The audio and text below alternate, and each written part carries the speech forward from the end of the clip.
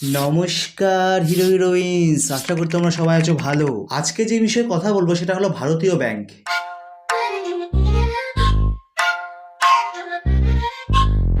আপনার জীবনে যদি বেশি সুখ চলে আসে তাহলে ভারতীয় যে কোনো ব্যাংকে চলে যাবেন, আপনার সুখ যে কোথায় চলে যাবে আপনি নিজেও টের পাবেন না।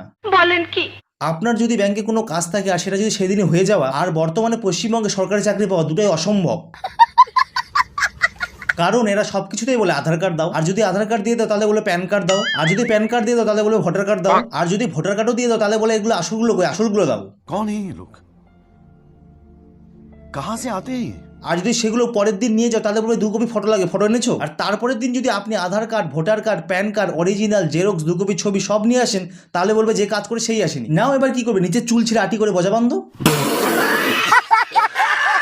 আর যদি আপনার ভাগ্য ভালো থাকে আর যদি সবাই এসেও যায় তাহলে বলবে 2 নাম্বার কাউন্টার যাওয়ার, 2 নাম্বার থেকে বলবে 1 নাম্বার কাউন্টার যাওয়ার, 1 নাম্বার থেকে বলবে 3 নাম্বার কাউন্টার যাও, 3 নাম্বার থেকে বলবে 5 নাম্বার কাউন্টারে যাও। আপনি আমাকে কি বোঝাতে চাইছেন আমি ঠিক বুঝতে পারছি না স্যার। এরকম করে যদি আপনি ব্যাংকের 7 পাক দিয়ে দেন তাহলে বলবে সার্ভার ডাউন, সার্ভার নাই।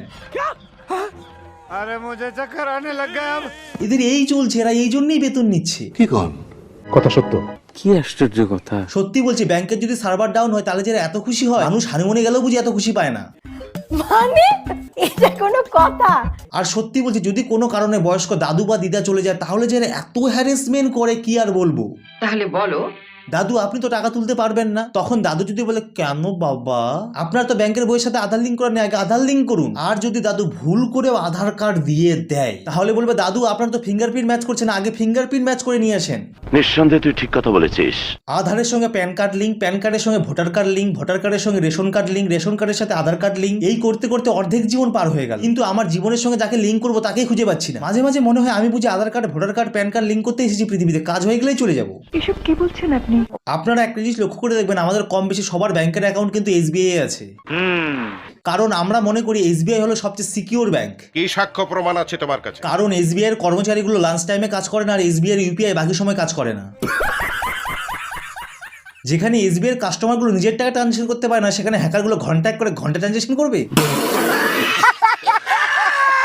সত্যি বলছি, ব্যাংকের লোকগুলো করে হচ্ছে লাঞ্চ। 11টায় ব্যাংক খুলছে, 12টা থেকে লাঞ্চ শুরু। সঠিক বলেছেন। ব্যাংক বন্ধ হবে 5টা, 4টা পর্যন্ত লাঞ্চ করছে এরা। এইটা কি কোনো কথা? আর এরপরে যদি সময় বেঁচে যায় তাহলে tea break, coffee break, cigarette break, বলি কি কাকু কাকিমা ব্যাংকে একটু কাজও করেন খাওয়া বাদ দিয়ে। কেসটা তুমি ধরেই ফেলেছো।